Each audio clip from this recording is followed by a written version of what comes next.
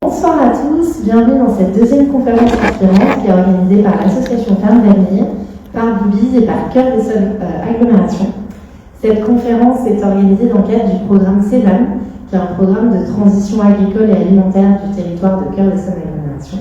Et donc nous avons le plaisir ce soir d'accueillir deux agriculteurs du territoire qui sont engagés dans des pratiques agroécologiques. Nous avons Vincent Leprince qui est céréalier bio et Benoît Petruzella qui est apiculteur bio en agroforesterie. Et donc ils vont nous expliquer un petit peu tout ce qu'ils mettent en œuvre sur leur exploitation. Et en première question, je voulais vous demander à tous les deux de revenir un peu sur votre parcours, pourquoi vous êtes devenu agriculteur et présenter rapidement votre ferme, voilà, quelles sont vos productions, vos surfaces. Moi j'ai commencé l'apiculture avec mon père assez jeune en fait, puisque mon grand-père faisait déjà de l'apiculture, il a commencé en 54 et mon père lui a commencé en 72. Donc et moi officiellement on va dire que j'ai été plus ou moins autonome seulement sur les années 2013-2015. Donc bon, j'étais toujours un peu dedans en fait, enfin, bon, c'est quelque chose qui se transmettait. Pas à titre professionnel, c'était à titre amateur. Et du coup, en fait, j'ai vécu à un moment donné dans la région, dans le 28. Et là-bas, en fait, on est sur un secteur où il n'y a pas beaucoup de travail du tout. Et du coup, j'en ai profité pour me faire un complément de salaire en fait, à travers l'apiculture. Parce que ça me plaisait bien. Donc, et au bout d'un moment, en fait, on a découvert qu'il y avait peut-être un débouché sur le miel, par exemple, dans lequel il y a de plus en plus de demandes. Et en fait, ça a commencé comme ça. Donc, j'ai fabriqué du matériel avec mon père qui est un ancien menuisier. Donc, le but du jeu, c'était vivre de ça, mais avec un faible investissement. En fait. Et aujourd'hui, tu es installé dans quelle ville ? Maintenant, je suis à Forges-les-Bains, donc dans le 91, sud 91. Et puis maintenant, je suis à 200 Dreux, je crois. Ok. Alors, et toi, Vincent ? Moi, je suis Vincent Prince, je suis installé en 2017. J'ai pris l'exploitation derrière ma mère. Moi, à la base, je suis. Plus fort, C'est le micro. il faut le mettre. Ok. J'ai pas l'habitude, c'est ça. Et moi, à la base, je suis pas d'une. Ma famille a toujours été en agricole, mais moi, c'est vrai que j'ai pris un autre parcours parce que c'est vrai que. Après, ils ont essayé de jouer dans ma famille, et puis c'est vrai que moi j'étais une petite, c'est pas une grosse ferme non plus, et c'est vrai que on nous a toujours dit que c'était pas un métier où on pouvait en vivre, c'est très compliqué. Donc c'est pour ça que moi j'ai préféré faire de la menuiserie. Et après, j'ai toujours été né dedans, donc j'ai toujours voulu faire ça au fond de moi, mais après, possible de passer, j'ai préféré voir autre chose, et puis. Après, j'ai fait un peu le tour du métier du bâtiment et j'ai voulu reprendre la ferme. Donc, j'ai fait un BPROA à la Saucée en 2014. Et après, parce qu'il me fallait un diplôme et puis il fallait quand même avoir un minimum de compétences, parce que c'est vrai que c'est tellement un métier vaste, le métier agriculture. Après, un métier de céréalier en tout cas. Après, nous, on avait des terres, tout ça, mais c'est vrai que moi, quand j'étais petit, j'étais du père. C'est ça que je suis un peu baigné dedans, mais après, comme j'étais en bâtiment, je passe souvent à la maison, je passe souvent des chauffés, j'ai tout appris sur le tas. J'ai été formé pendant 2 ans chez un patron. Et après, en 2017, j'ai repris l'exploitation derrière ma mère. On avait 30 hectares, donc j'ai un voisin qui a arrêté, j'ai eu la chance qu'à ce moment-là, qui m'a cédé 15 hectares. Et puis ma mère cultivait à l'époque des terres aussi sur Bruyères-le-Châtelet. Il y avait une cinquantaine d'hectares. Et là, au total, tu as combien ? Là, je suis arrivé à 110 hectares. 110 hectares, d'accord. En plus, on avait une pension de chevaux, à Forges-les-Bains, j'avais une pension de chevaux qu'on a depuis 1976. D'accord, donc vous êtes voisins. Voilà, c'est ça. Ok, super. Et tu cultives quoi exactement ? Moi, déjà, ma mère avait tout passé en bio à l'époque, donc quand j'ai repris ces terres, j'ai passé tout le reste en bio. Et là, à l'heure d'aujourd'hui, je fais de la luzerne parce que j'ai un voisin qui a des vaches comme ça qui récupère la luzerne. Après, je fais du blé, je fais du tournesol, je fais des pois à semences pour ma coopérative, je fais du sel, je fais des lentilles vertes que je pense à commercialiser en vente directe. Je travaille aussi avec les ZAD de Bretigny-sur-Orge qui me font de l'ensachage, je trouve ça un partenariat qui est vachement enrichissant pour moi. Et de toute façon, après, avec toutes les charges que j'avais pas le choix de trouver une diversification et je trouvais ça pas mal d'aider justement de travailler avec un des autres. Pour moi, ça coulait de source. Et tu disais donc c'est ta mère qui a passé une partie, enfin en tout cas son exploitation de l'époque en bio, et toi quand tu as racheté des terres, tu les as converties aussi? Je les ai pas rachetées, je suis en location. D'accord, ok. Et j'ai converti tout le reste parce qu'après, c'est vrai que la première année, quand j'ai repris les terres, ce qui n'était pas en conventionnel, j'ai dû faire le traitement, tout ça, et je me suis un peu craqué sur le traitement, et puis c'était pas du tout mon truc, c'était pas ma philosophie. Enfin, c'était pas du tout mon but. Quoi. Ouais. Donc pour toi, c'est venu un peu progressivement. Oui, c'était un peu l'idée, c'était pour moi évident de passer tout en bio. D'accord. C'est un peu aussi peut-être grâce à ta mère qui t'a transféré ces valeurs-là. Oui, tout à fait. Et puis après, c'est vrai que c'est comme des matières actives, je trouve ça assez dangereux quand même. Et puis après, on a beau dire les protéger tout, mais c'est vrai que beaucoup d'agriculteurs ne se protègent pas quand on fait la pulvérisation. Puis il y a beaucoup de normes aussi, et même vis-à-vis des gens, ça c'est. Ok. Et toi, donc Benoît, pareil, toi tu t'es installé immédiatement en bio, oui ou non? Et comment s'est faite l'évolution par rapport à ça? Moi en fait, je suis resté en statut amateur, donc j'ai pas eu de formation, j'ai pas fait d'école, parce qu'en fait j'ai appris sur le tas avec mon père. Et en fait le bio ça s'est fait que là récemment, moi je suis certifié bio que depuis le 1er mars, parce qu'en fait je m'y suis jamais intéressé. Et la première personne, c'est Vincent qui m'en parlait. Mais pourquoi tu fais pas bio? Et en fait, j'ai regardé le cahier des charges. Et en fait, c'est vrai qu'à 2 détails près, en fait, on y était déjà. Ouais, tu étais déjà sans entre guillemets t'être penché sur la question. Ouais, tout à fait. D'accord. Tout à fait. Okay. Et pourquoi tu t'es dit dans ce cas-là, on va se faire certifier? Qu'est-ce que ça t'a apporté? En fait, c'est par rapport à la demande sur le bassin parisien, même en Essonne. Si on n'est pas bio, on a très peu de débouchés. En tout cas, c'est plus difficile. Et puis voilà, c'est à partir du moment où les gens demandent absolument ça, je me suis dit il faut que je le fasse. Il y a beaucoup de magasins qui m'ont appelé. Il y a des enseignes, je ne sais pas si on peut dire les noms, mais Biocop, j'ai rencontré un directeur de magasin qui m'a dit mais moi je t'attends pendant 2 voire 3 ans s'il faut. Donc ça voulait vraiment dire qu'il y avait très peu d'apiculture bio, en tout cas dans le coin. C'est vrai que nous, en fait, on est tributaire des agriculteurs bio. Si on n'a pas d'agriculture bio autour, on ne peut pas faire d'apiculture bio, en fait. Donc, moi, j'ai eu la chance d'être dans une zone où il y a énormément de bio, en fait. Et tu disais que c'était à 2 détails près. Est-ce que tu te souviens exactement justement ce qui collait pas encore au cahier des charges et que tu as changé pour que ça colle à 100%? Oui, il y avait le traitement anti-varroa, parce que nous, on a des problèmes d'acariens sur les abeilles. Les gens qui s'y intéressent savent ce que c'est le varroa. Je ne vais pas forcément rentrer dans le détail.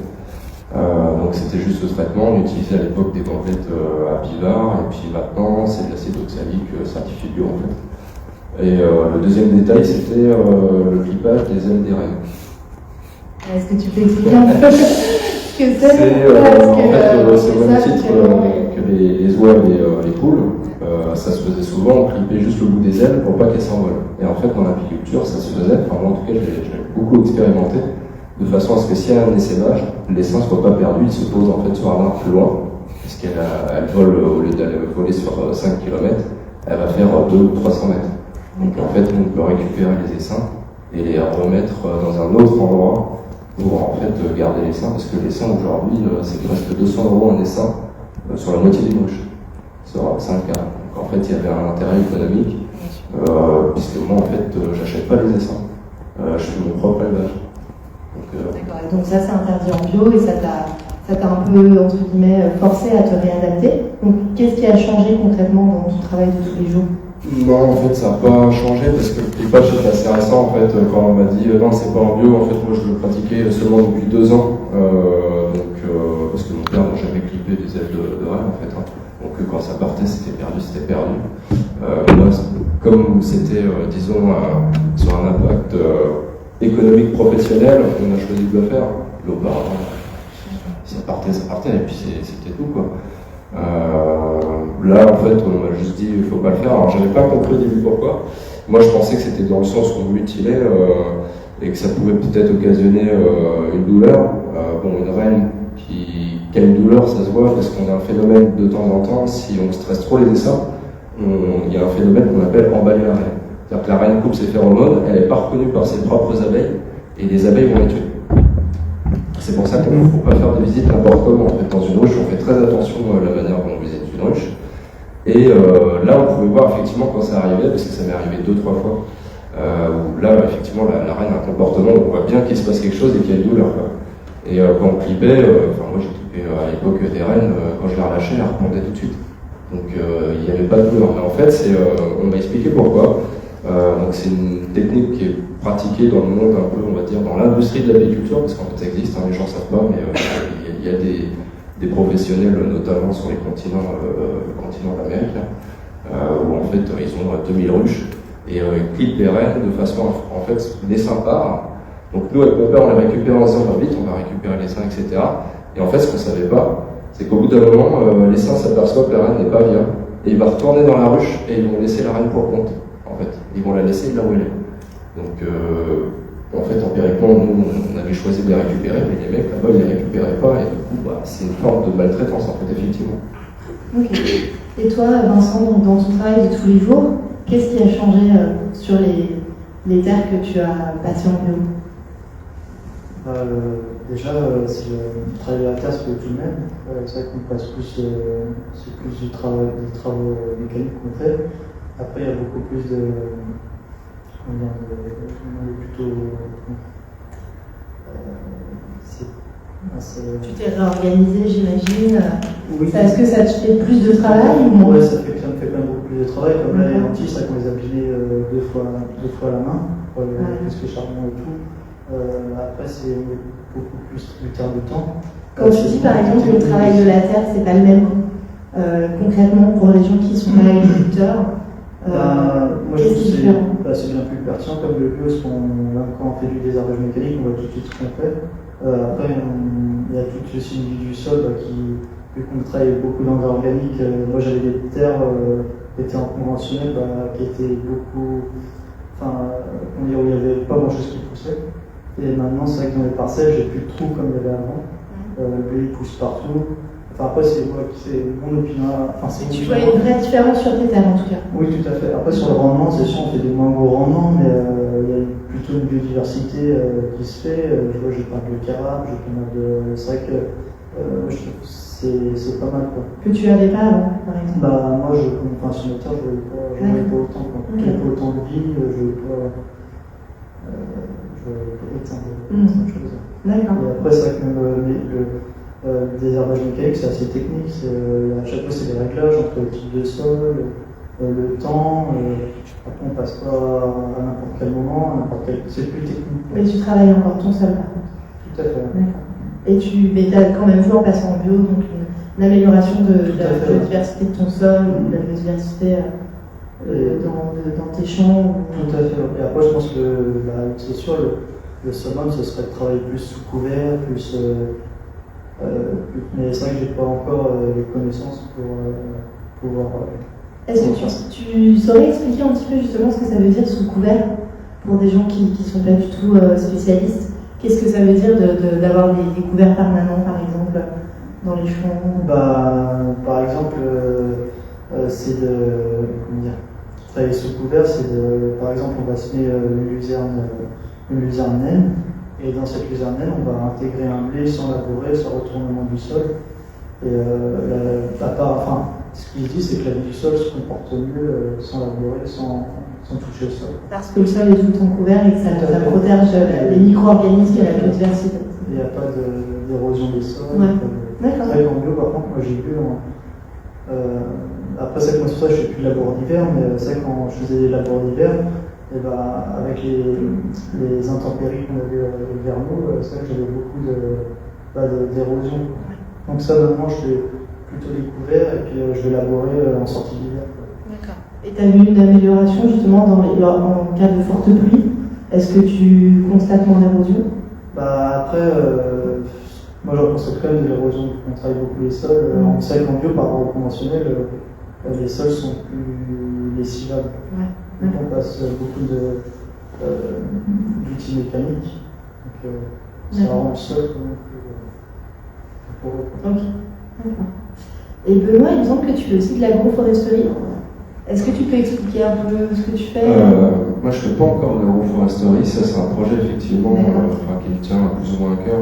Parce que moi, j'ai de la chance d'avoir des terrains agricoles, mais qui n'est pas à moi en fait, qui est au nom de ma famille. Donc, comme personne ne s'occupe de ce terrain, c'était un peu dommage de laisser ça comme ça, en friche, sans qu'il y ait un réel intérêt. On faisait toujours venir quelqu'un pour faire des foins. Donc en fait, c'était toujours du foin, et il n'y a pas justement cette fameuse vie qui revient en fait. Parce qu'il y a toujours des apports en azote, etc. Et en fait, en hiver, quand on marche sur cette terre qui est un peu fatiguée, clairement ça glisse, hein, c'est pas un sol qui se tient. On a vu la différence quand on a commencé à arrêter tout ça en fait. Donc comme c'est un terrain contiguë, il y a presque... Il y a 6 hectares 5, il y a une partie qui est encore cultivée, et cette partie-là qui n'est, une terre on va dire de sauvegarde entre parenthèses, qui est pas cultivée, et depuis qu'on laisse déjà rien que les herbes folles, la prairie se débrouiller toute seule, en hiver déjà on peut marcher sans glisser. Mais vraiment, il y a une différence, genre ça fait une section, il y a une frontière, hein, c'est affolant. Donc là, en fait, le projet c'est d'installer en fait plus des arbres qui sont intéressants en termes de nutrition pour les abeilles, en fait. C'est lequel, par exemple? Ça peut être n'importe quel fruitier. C'est juste qu'il faut trouver des espèces qui sont échelonnées sur toute l'année. Parce qu'en fait, maintenant, le problème de l'apiculture, c'est qu'on subit des périodes de disette où il y a zéro nourriture. Et ça peut être problématique dans le sens où on peut très bien avoir des bonnes récoltes. Et au moment où on récolte, on se dit, c'est bon, il y a des petites réserves en bas.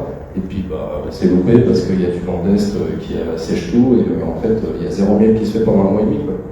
Donc ça peut arriver, c'est quelque chose qui est déjà arrivé. Donc là plus récemment. Petite question. Est-ce qu'au niveau de l'Essonne, c'est un environnement particulièrement propice pour l'apiculture au niveau du climat, au niveau des vents tout ça. Est-ce qu'il y a des régions plus faciles que d'autres pour l'apiculture? Mon avis ne serait pas pertinent parce qu'en fait, moi c'est par code postal, je suis dans le 91, mais souvent en fait, moi la plupart des Vosges sont dans le 78, par rapport à l'Essonne, je parle. Donc moi je suis dans la Haute-Vallée-de-Chevreuse, j'ai que 2 ruchers à Forges-les-Bains en Essonne, donc bon, ça se rapproche quand même, hein. Mais il y a quand même une différence, et notamment en fait sur le sol en lui-même.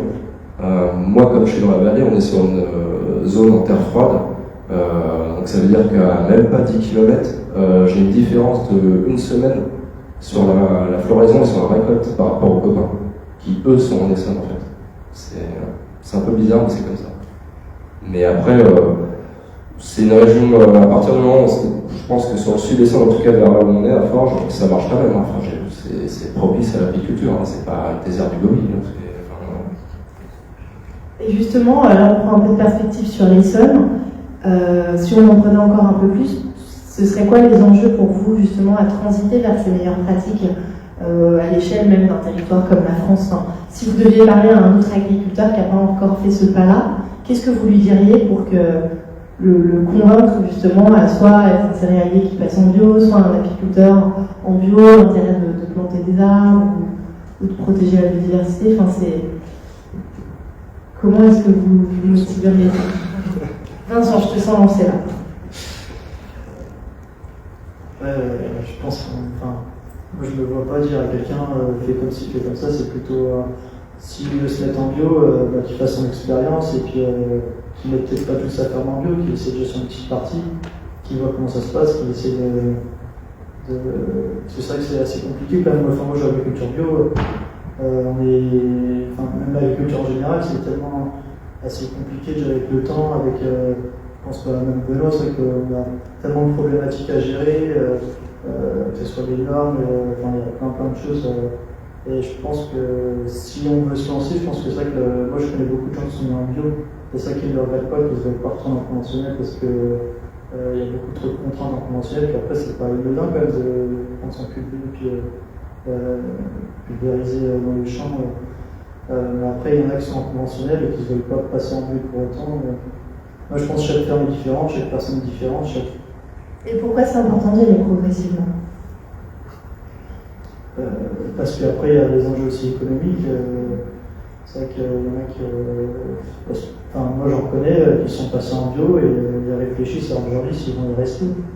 Parce que c'est vrai qu'on ne gagne pas des milliers de cents non plus étant bio, comme conventionnel, mais après, il y a une partie en misère, il y a une partie où on perd comme de l'argent. Il faut vraiment bien réfléchir à son truc. Pour réfléchir au modèle et tout à fait. Ouais. C'est pour ça que moi, même dans les luzernes où je sais que mon voisin ne peut pas les prendre, on s'arrange pour les faucher, on les presse et puis je vends le foin à des gens qui n'ont pas trop de moyens. D'accord. Et toi, Benoît, tu aurais quelque chose pour compléter? Mais je vais répondre déjà peut-être. Moi, je suis un peu. C'est vrai que sur un peu de l'avis de Vincent, en fait, c'est super compliqué de conseiller quelqu'un. Moi, après, je me rends beaucoup moins compte de ça parce que moi, j'étais sur le berceau. C'est une pratique qu'on fait de père en fils. Donc, en fait, j'ai pas le recul sur le conventionnel. J'ai pas une expérience de conventionnel, en tout cas dans l'apiculture. Donc, c'est compliqué de donner un conseil. Faut connaître les deux parties, en fait. Après, il y a un truc qui est certain, c'est que, apparemment, j'ai pas le même rythme de travail que certains conventionnels. Je veux dire, quand il y en a qui sont surpris que je rencontre Vincent à 23h le soir, parce que lui il est dans son tracteur, puis moi j'arrive à côté parce qu'il y a un rocher près de chez lui, qui me dit à 18h t'es pas couché? Non, parce qu'en fait, on est contraint de faire des visites plus souvent. Dans l'apiculture, il y a le monde de la transhumance où en fait on prend des ruches, on les amène d'un point A à un point B, on va les laisser 30 jours, on va revenir au bout de 30 jours. Moi je passe tous les 8 jours en fait. Donc déjà c'est pas pareil, même sur les consommations de gasoil, etc. On évite de regrouper 200 ruches au même endroit.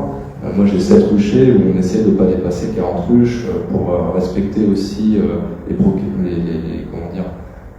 propagations de maladies.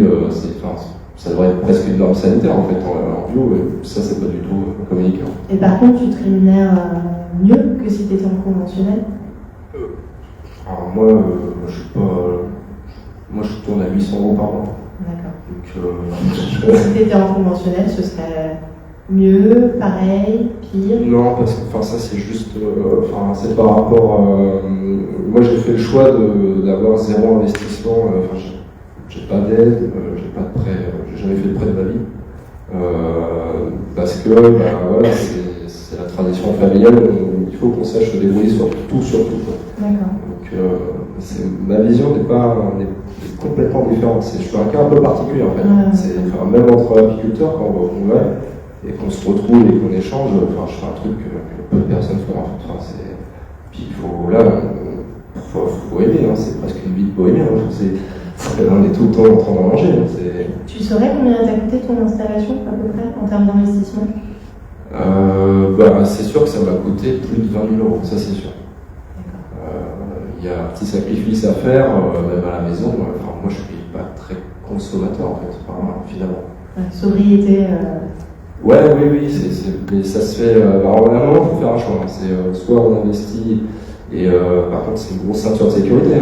Moi, le fait de ne pas avoir justement le compte en banque, banquier qui me rappelle, il faut y aller, même sans mon prix de vente, il y a des clients qui m'appellent, pourquoi là, cette année, pourquoi ton miel, ton prix n'a pas doublé?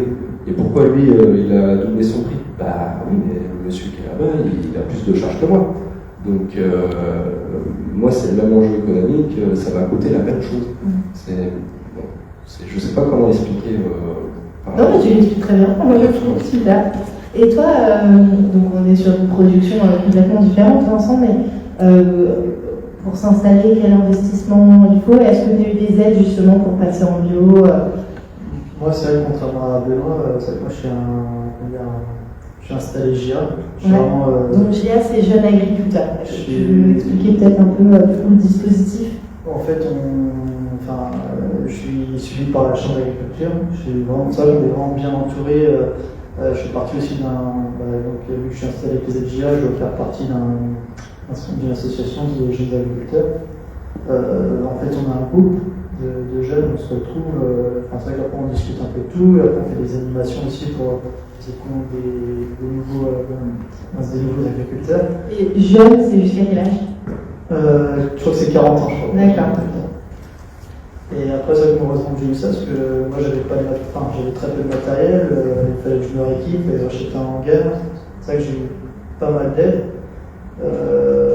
D'aide financière, d'accompagnement technique, les deux peut-être? Accompagnement technique, c'est sûr que ça m'a un peu aidé, mais pas spécialement. C'est vrai que le problème, je trouve, c'est que j'ai pas été assez soutenu. Moi, ce que j'aurais bien aimé, c'est d'avoir un jeune agriculteur qui exerçait depuis plus longtemps que moi, et puis qui vient régulièrement, où ça, c'est vrai que c'est des trucs qui se font pas encore, mais qui se font peut-être à l'avenir. Mais c'est vrai que par contre, j'ai eu droit à des aides aussi, pour acheter un hangar. C'était pas mal, mais après, le problème, c'est qu'il faut acheter souvent neuf. Et moi-même, tout ce qui est en matériel, j'ai acheté que le matériel d'occasion, parce que moi, je voulais pas trop.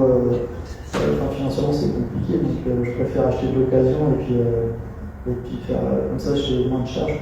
Avec les aides, on a dû acheter en neuf.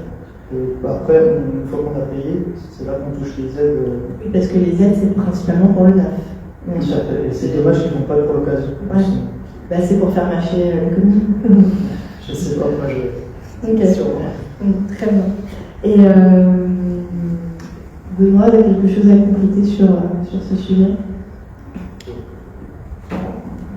Moi, à part ça, ouais, à la limite pour les conseils, je dirais un peu prendre son temps, le faire en amateur au départ, un peu comme j'ai fait en fait. Je suis resté longtemps en amateur et pas de s'engager justement dans des frais où en fait, parce qu'en apiculture, on peut avoir 3 années consécutives sans presque zéro de récolte. Donc le mec qui fait un emprunt, souvent en plus, il y a eu à une époque une campagne pour des aides. Moi ça va, j'ai été prévenu avant, notamment au congrès national qui s'est passé à Clermont en 2016, où en fait le chiffre c'était 66% des apiculteurs, des jeunes apiculteurs à installer, en fait au bout de 3 ans c'était fini, on n'entendait plus parler.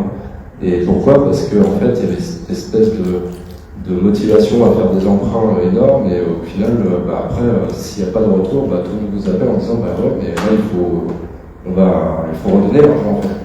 Donc le mieux c'est peut-être de rester en amateur, même si ça dure 10 ans. C'est dur à dire, mais moi je suis resté amateur très longtemps avant de passer pro, même au moment où j'ai eu l'idée de me dire bon, je vais peut-être essayer de faire un truc, c'est hyper long, mais au moins du coup j'en sourds, donc je suis tranquille quand même. Et justement, donc une installation ou une conversion en bio, ça prend combien de temps? Est-ce qu'il y a un moment où, au début, agronomiquement, vous voyez que c'est plus compliqué, et puis au bout de combien de temps est-ce que, entre guillemets, vous sentez que vous êtes établi d'un point de vue technique, agronomique, et peut-être que les rendements commencent à remonter?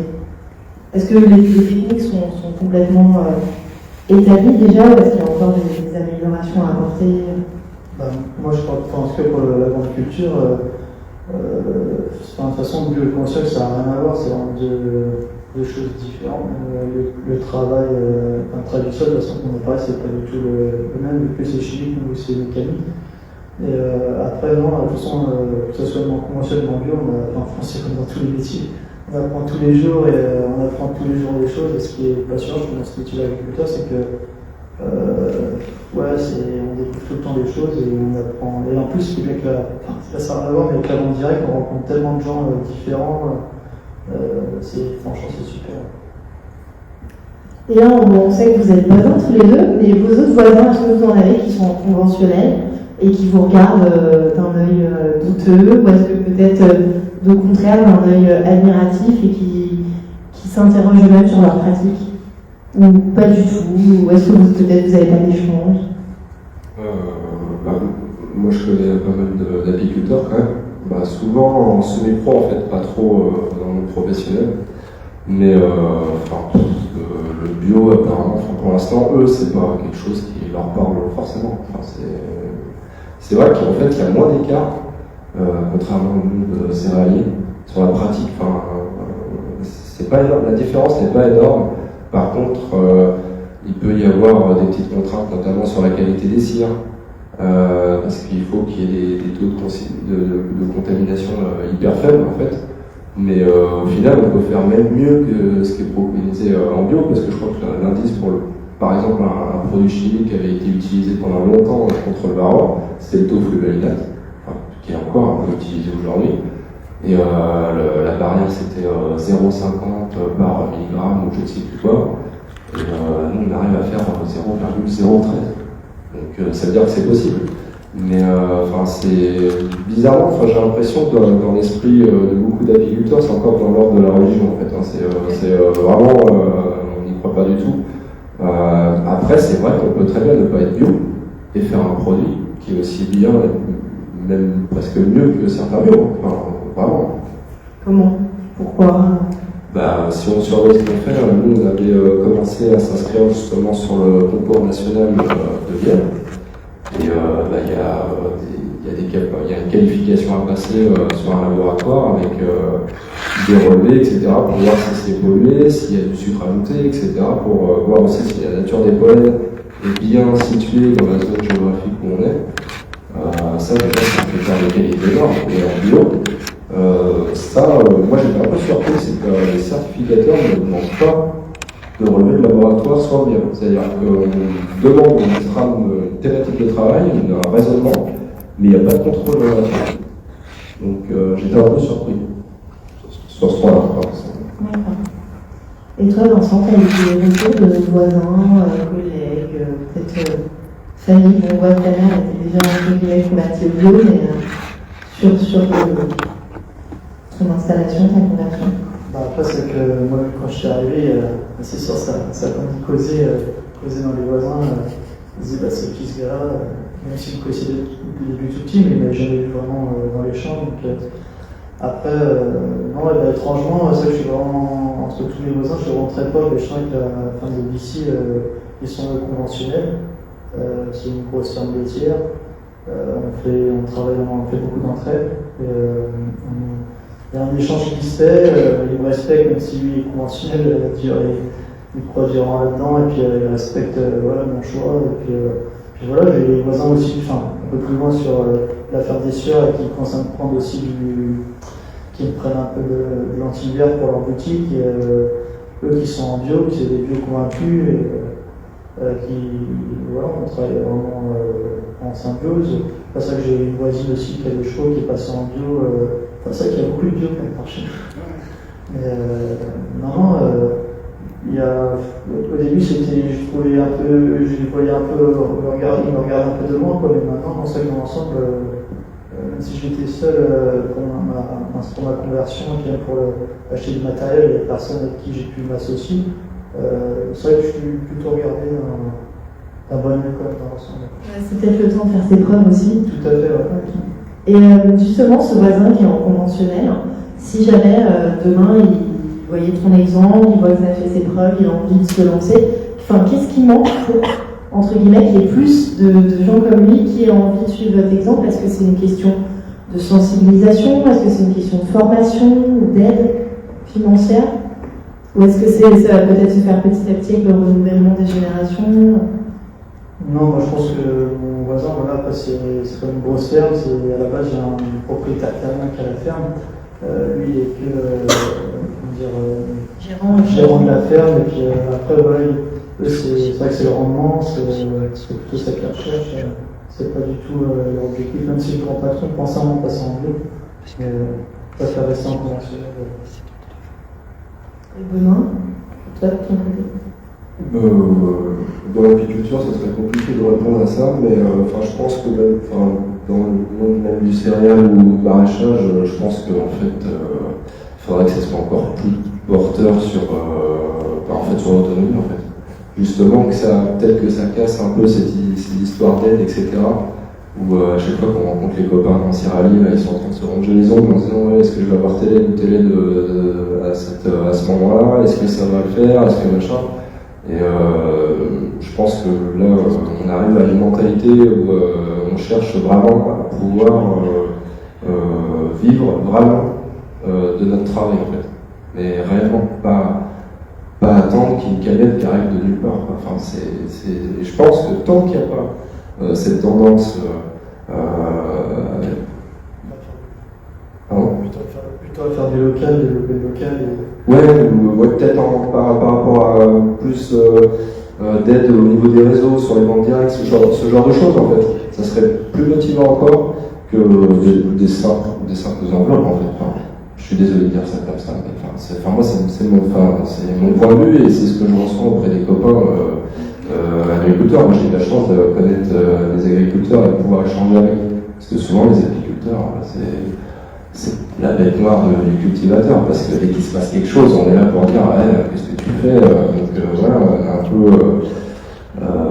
Moi ça va, j'ai eu la chance de bien m'entendre avec les agriculteurs, puis comme ils sont la plupart bio maintenant, enfin en tout cas ceux que je connais, du coup c'est tout bénéfiquement. Enfin, là, on voit des choses, on joue les fameux tournesols de Vincent.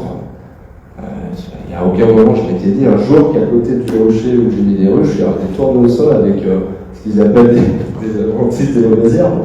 Mais les abeilles, elles vont sur les mauvaises herbes aussi. Enfin, il y a une vie, c'est ça, c'est sûr. Mais c'est long à se mettre en route. C'est cette mentalité de se dire, je vais faire du bio parce que c'est mieux pour ce qui se passe autour. C'est pas encore bien acquis et c'est peut-être pas encore bien communiqué, peut-être. Enfin, je sais pas. Oui, mais c'est dans votre exemple qu'on voit que les adventices de l'un, les cultures de l'un peuvent enrichir la production de l'autre. Donc c'est un cycle aussi et c'est ça qui est beau et qui est enrichissant. Est-ce qu'il y a des questions dans la salle pour nos deux agriculteurs? Moi je pense juste un commentaire un petit peu qui serait une réponse un petit peu à ce que vous demandez de poser comme question.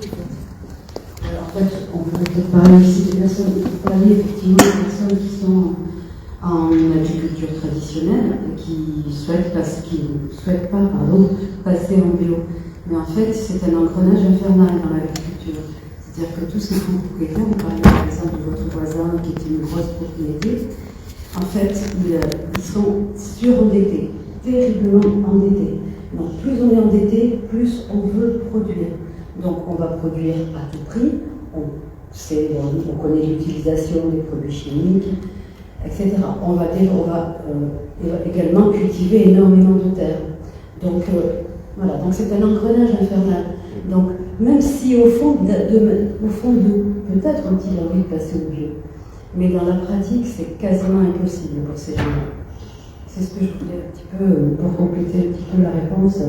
Je ne sais pas si vous êtes d'accord, mais c'est pour ça que vous préconisiez effectivement un passage progressif, un petit bout, une petite parcelle, une culture, certaines, enfin, en tout cas passer en bio mais partiellement, pour le faire très progressivement. Parce qu'en fait, voilà, on parle beaucoup effectivement de ces paysans qui sont surendettés. Alors évidemment, en même temps, on répond, mais effectivement, en bio, on produit moins. Donc ce qui est probable, je vous crois. Bien entendu, vous êtes bien placé pour le savoir, mais en même temps, on a moins de dépenses. Je ne dis pas que vous n'en avez pas, bien entendu, vous avez besoin de matériel pour travailler, et vous avez besoin de louer vos terres, également. Mais en tout cas, vous avez moins de dépenses probablement qu'un céréalier traditionnel qui cultive 200 ou 300 hectares et on en connaît quoi. Donc il vaut mieux effectivement cultiver moins, peut-être que vous gagnez moins d'argent, mais en même temps vous avez une autre manière de vivre. Voilà, c'était juste une petite réponse à ce que la question que vous posiez tout à l'heure. Est-ce que ça vous évoque des commentaires ou une réponse? Oui, enfin, moi je connais effectivement, quand j'étais dans le 28 conventionnel, c'est un peu ce discours-là qui m'avait expliqué. Et c'est pour ça que même pour l'apiculture, je dis attention à l'investissement de départ, parce qu'en fait, on commence à mettre les menottes en fait, dès qu'on commence à se lancer là-dedans. Mais c'est un raisonnement, en tout cas pour les jeunes, pour s'installer, il faut y penser dès le départ, ça. C'est pour savoir vers où on va en fait. Mais oui, effectivement, et voilà, enfin, je veux dire, ça s'applique aussi dans l'apiculture, je pense, malgré qu'il n'y ait pas énormément de différence, à mon sens, malgré qu'on voit des choses des fois, moi c'est vrai que même pour le véhicule, moi j'ai commencé avec une Logan Mac, et j'enlevais les sièges parce que je ne voulais pas acheter un camion qui n'allait pas être rentabilisée tout de suite, en fait, alors que la fameuse Logan faisait le boulot. Enfin, j'étais avec mes 18 ruches dans la Logan. Bon, il y en avait 2 à côté de moi, mais oui, il y a du sens dans. Enfin, je sais pas pour toi, mais je pense que oui, effectivement, c'est souvent ce cas-là. Oui, par rapport au cycle souci, comment dire. C'est vrai que mon voisin, c'est un peu c'est particulier, quoi. C'est vrai que c'est un souci financier, mais c'est vrai que je pense que beaucoup de fermes qui sont trop endettées, et je pense que après les aides, c'est pas non plus. C'est très bien, mais faut essayer de voir un peu développer je pense, des circuits courts, développer peut-être d'autres choses qui sont plus. C'est ça qu'on attendait à quelque chose, ça se trouve, on n'aura rien, parce que en 2023, j'imagine que vous avez envie de vivre de vos productions aussi, de la laine, quoi, tout simplement. Tout à fait. Et donc, vous êtes tous les deux un peu en circuit court aussi, quand toi, tes lentilles, tu les vends moi, je les vends pas une partie. C'est marrant, parce que celui qui m'a lancé un peu là-dedans, c'est vrai qui m'a un peu lancé là-dedans, et aussi le maire de Boyard-le-Châtel, Thierry Roulier, qui m'a un peu mis le pied à l'étrier. Et c'est vrai que je pense que c'était une bonne chose qu'on va faire, mais puis peut-être même heureusement, je me suis lancé là-dedans. Ouais, ça permet aussi d'avoir des plus grandes marges, donc c'est plus intéressant. On peut trouver où vos produits à tous les deux? Parce que du coup, ça peut intéresser les gens de la salle. Moi, là, j'ai un site internet, j'en envoie aussi un peu sur le Bon Coin. C'est quoi l'URL de ton site internet? C'est la ferme de Chambéry. D'accord. Et ça, je pense à prendre des flyers. Et puis, je pense à faire un peu les marchés. Et puis, aussi la fameuse ESAT à Brétigny-sur-Orge qui vont ouvrir une boutique. Ils vont prendre aussi un peu de mes produits pour les mettre dessus. Ok, et elle est où c'est les ateliers du vieux Chartres. Et je crois que leur boutique, elle sera à Élie. Très bien. Et toi, Benoît? Moi, comme Vincent disait, je ne suis plus au détail. En fait, j'ai jamais voulu vendre dans les coopératives, parce que la différence, en fait, elle est trouvée dans le monde du miel, c'est vraiment trop énorme la différence. Je crois que c'est pour un fût de 300 kg, ils proposent 4,90 €. Enfin, moi, la dernière fois que j'ai regardé, c'était en 2016, je crois. C'était 4,90 € du kilo. Et moi, là, je suis à 18 € du kilo quand même. Donc, comme le miel, on a l'avantage d'avoir un produit qui se garde, qui se périme pas. Enfin, en tout cas, si on sait maîtriser son taux d'humidité dans le miel, en fait, c'est très facile de spéculer dessus. Donc, on le garde en stock, il ne bouge pas, il est bien stocké, que ce soit l'année prochaine ou dans 3 ans, ça sera quasiment même. Enfin, il y aura peu de changements. Donc, moi, j'ai décidé de tout faire au détail pour pouvoir en vivre le plus vite possible, même si ça a mis presque 10 ans. Mais, puis dans les circuits de consommation ou de commercialisation, c'est peut-être plus facile aussi pour les consommateurs de trouver dans des boutiques, dans des foires, dans des marchés de Noël, dans des marchés. En fait, c'est plus facile et c'est plus demandé. Enfin, je trouve que dans le monde du miel, les gens ils sont plus sensibles à ça. Ils cherchent vraiment un truc local, fait par quelqu'un qui fait pas des choses bizarres. Parce que bon, de temps en temps, quand il y a un petit doute, on emmène les gens avec nous. Enfin, faut leur montrer quand la visite se passe, parce que c'est quand même des abeilles, des fois on se piquer. Mais là, moi j'ai choisi de les faire qu'au détail. J'ai un peu négligé ce truc-là quand même, parce que j'avais tellement la trouille de pas assez bien gérer mon cheptel que je me suis pas concentré sur la commercialisation. Et du coup, j'ai eu beaucoup de retard, en fait, au niveau du chiffre d'affaires. Parce que je restais avec un stock pendant presque 3 ans, alors que normalement on devrait les couler sur toute une année, même si on fait une petite quantité. Mais sinon, c'est circuit court que avec des magasins ou des fermes. Et voilà. Très bien. Est-ce qu'il y a une autre question ou un autre commentaire? Est-ce que vous nourrissez vos abeilles l'hiver? Alors, ouais, on nourrit au sirop, effectivement. Alors, c'est pas tant en hiver, c'est sur la période de l'automne. Moi, je le fais un peu tard, je le fais en octobre, parce que j'attends toujours mon lierre, en fait. Parce qu'en fait, le lierre, ça fait du miel, sauf qu'on ne récolte pas, on leur laisse. C'est les derniers moments de mielés. Et en fait, j'arrive à doser plus ou moins, je fais du cas par cas. C'est-à-dire que je soulève selon ce qu'il y a, selon la population. Ça m'évite de mettre énormément de sirop, en fait. Donc, on arrive à être en flux tendu, parce qu'en plus, moi, j'ai toujours eu peur que le sirop qui est stocké en hiver se retrouve après dans le miel de printemps, en fait, parce qu'elles vont le remonter dans les étages qu'on rajoute au printemps, et c'est pour ça qu'on fait aussi contrôler par laboratoire pour être sûr qu'il n'y ait pas eu ce phénomène-là. Donc c'est un peu difficile parce que quand il y a des printemps compliqués comme on a pu avoir là on a attendu vraiment le dernier moment et on s'est dit bon en fait ça passe. Mais en plus on a aussi un souci qui est arrivé là en 2021. On a dû nourrir pour la première fois, mon père 46 ans d'apiculture, il nourrissait des filles rouges la première fois au mois de juin. C'est quelque chose, c'était du jamais vu. Enfin, c'est même à l'échelle nationale, il n'y a pas que chez nous, en Essonne, enfin en Yvelines. C'était partout. Et c'est là où on commence à se dire, ouais, alors si on commence à avoir ça, ça va être compliqué pour faire du lait hyper clean. Oui, mais il y a toujours ce sirop où on a été obligé, et ça fait déjà presque 10 ans, où je me suis résigné à dire, bah ouais, on est obligé. C'est triste, hein, mais c'est comme ça. Et ça, c'est dû à quoi?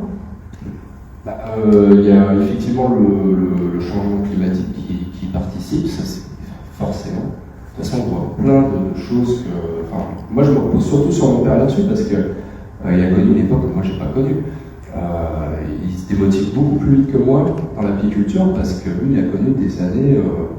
En fait, il faisait pas tout ce que je fais. Il n'y avait pas besoin de surveiller autant ses ruches. On mettait les ruches à basta. En plus, à l'époque, il n'y avait même pas le varroa. Ça arrivait relativement tard. Donc, il n'y avait pas autant de problèmes. Moi, je suis plus ou moins habitué aux mauvaises années. J'ai commencé vraiment à aller dans l'apiculture en 2013 et jusqu'à 2015, c'était que des mauvaises années. Donc, moi, en fait, j'ai fait mon apprentissage dans quelque chose de mauvais. Donc, je sais à quoi m'attendre plus facilement. Mais après, il y a aussi le problème de l'environnement. Même quand on était jeunes, on se baladait des fleurs dans les communes, il n'y en avait pas beaucoup. On était au désherbage à l'époque avec des produits pour les communes. Et mine de rien, c'est jour, enfin, faut pas croire. C'est énorme la différence. On a des produits aussi qui sont portés par les vents. Ça tue aussi d'autres fleurs, ça tue des champignons. Et mine de rien, ces champignons en forêt, c'est eux aussi qui amènent la vie, qui amènent aussi des fleurs. Et comme par hasard, dans tous les endroits où maintenant les communes ont arrêté depuis un bon moment, je pense aussi à Saragny. Moi je mets des ruches dans le domaine de Saint-Paul. Il faut voir, c'est grandiose le domaine de Saint-Paul. C'est un truc, on a l'impression que ça a été planté. Alors que le directeur, c'est formellement interdit de mettre des produits, on laisse se débrouiller. Il y a un petit maintien de paysagiste qui se fait, mais à chaque fois que j'appelle quelqu'un, c'est incroyable. Non, c'est juste qu'on a laissé faire la nature.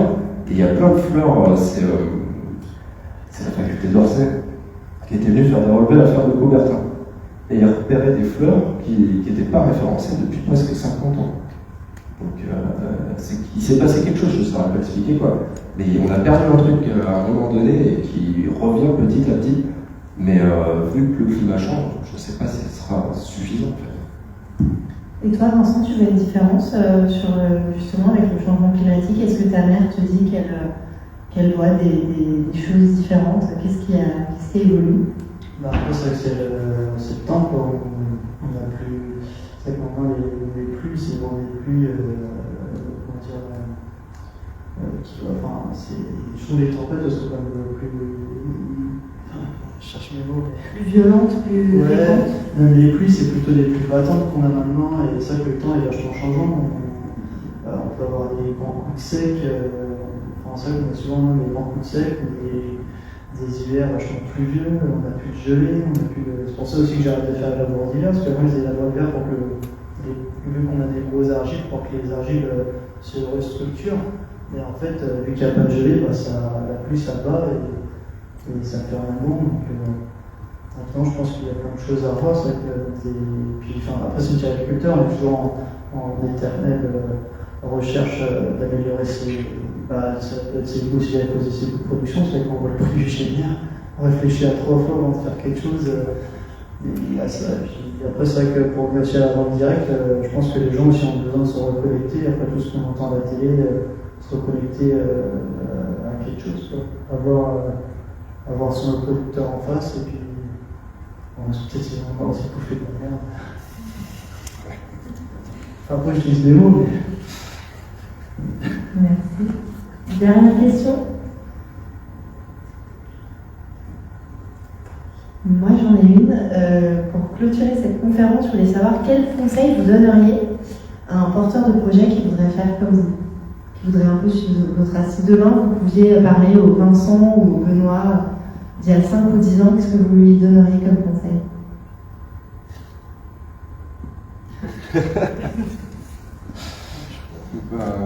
Moi je dirais prends ton temps et t'énerve pas.